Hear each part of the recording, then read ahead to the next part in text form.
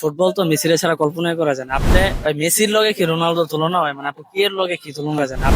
আপনি 10 জনকে জিজ্ঞেস করলে 8 জনই কইবো মেসি। তাই? আসসালামু আলাইকুম ভাই, আপনার সাথে একটু কথা বলা যাবে? হ্যাঁ ভাই, ওয়ালাইকুম আসসালাম। আচ্ছা, আপনি কি ফুটবল ফলো করেন?